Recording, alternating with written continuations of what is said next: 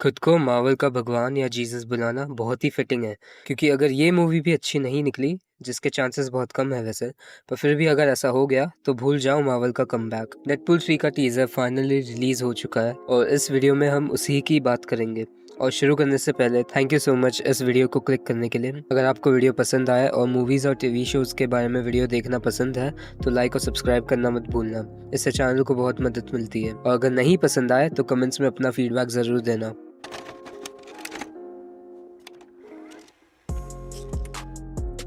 देखो, लोग तो तभी एक्साइटेड हो गए थे जब उन्होंने केविन काका के सर पर डेडपूल एक्स वोल्वरीन वाली टोपी देखी।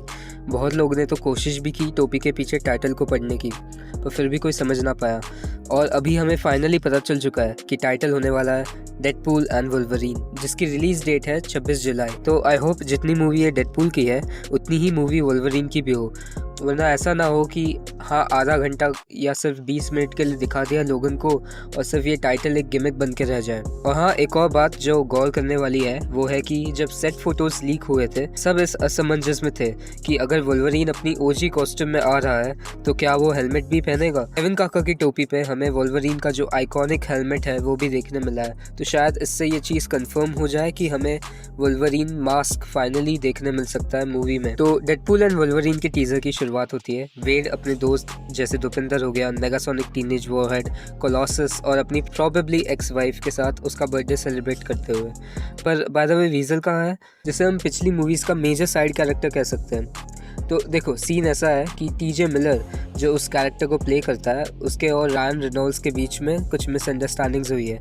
इनफैक्ट ये भी पता चलने में आया है कि बंदे ने कुछ कांड कर दिया अपनी ज़िंदगी में, जिससे ये बात बहुत पहले ही कंफर्म हो चुकी थी कि वो डेडपूल 3 मूवी की कास्ट में इंक्लूडेड नहीं होगा। और जो भी इंटरनेट पे स्पेकुलेशंस थी वो सारी सच हो गई। टर्न्स आउट कि डेडपूल ने समय में पीछे जाकर ऐसा कुछ कांड किया है जिससे उसकी बीवी वापस आ गई जो पिछले मूवी में मर चुकी थी। और क्योंकि उसकी बीवी का वापस आना टीवी के हिसाब से was not supposed to happen, इसलिए टीवी के ऑफिसर्स डेडपूल के साथ वही कार्रवाई करते हैं जो उन्होंने लोकी के साथ और दूसरे वेरिएंट्स के साथ की थी। पर हमें ये समझना होगा कि लोकी के सीजन 2 के बाद टीवी ये पूरा बदल चुका है, तो शायद ये यहाँ पे डेडपूल को गिरफ्तार करने नहीं पर उसकी मदद लेने आए हो, प्रोबेबली शुरुआत में ब्लैकमेल करके। बाय द वे, पिछली मूवी में डेडपूल का जो बच्चा होने वाला था उसका क्या हुआ?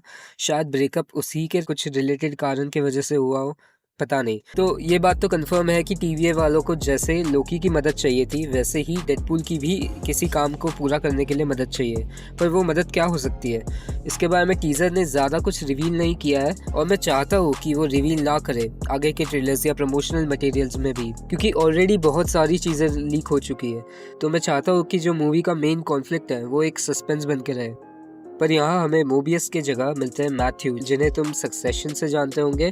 बहुत ही बेहतरीन एक्टर है जो कि प्ले कर रहे हैं as agent paradox. Deadpool and Wolverine के टीजर में हमें एक सूट अप सीन भी देखने मिलता है जिसमें एक बुढ़ा सफेद दाढ़ी वाला आदमी जिसने डेडपूल के लिए एक नया सूट बनाया और स्पैंक मार के अच्छे से पहना भी दिया। तो पुराने सूट का क्या हुआ?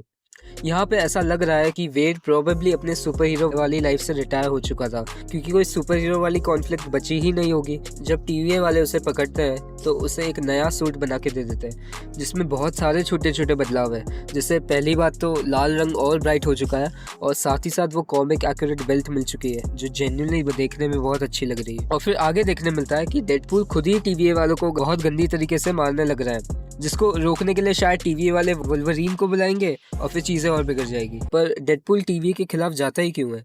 तो इससे एक थ्योरी ये निकल के आती है कि शुरुआत में टीवी ने डेडपूल को कुछ तो मैनिपुलेट किया और इससे झूठ बोल दिया कि तुम्हारे यूनिवर्स को कोई खतरा नहीं है, उल्टा तुम दूसरे यूनिवर्स को बचा रहे हो।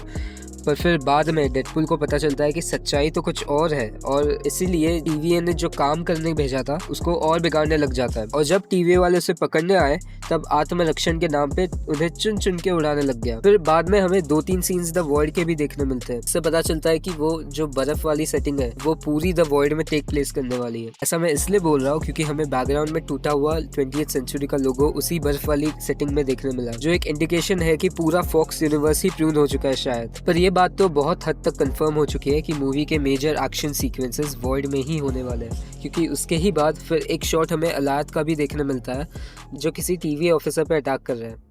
देखो टीजर तो बहुत अच्छा था, इसकी जितनी तारीफ की जाए उतनी कम है, क्योंकि पहली बात तो ये डेडपूल की मूवी है, पर टीजर आपको एक्साइटेड भी बना देता है ज्यादा कुछ रिवील किए बिना। मैं बहुत इज्जत करता हूँ इस चीज की। और बाय द वे मैंने जो भी कहा इस वीडियो में वो सिर्फ थ्योरीज है, तो ये सही होगी कि गलत इसकी कोई गारंटी नहीं है। बाकी कमेंट्स में जरूर बताना कि तुम्हारी खुद की क्या थ्योरीज है डेडपूल एंड वुल्वरीन को लेकर। दिस इज रिकैप्चर, जहां हम मूवीज और टीवी शोज के बारे में बात करेंगे।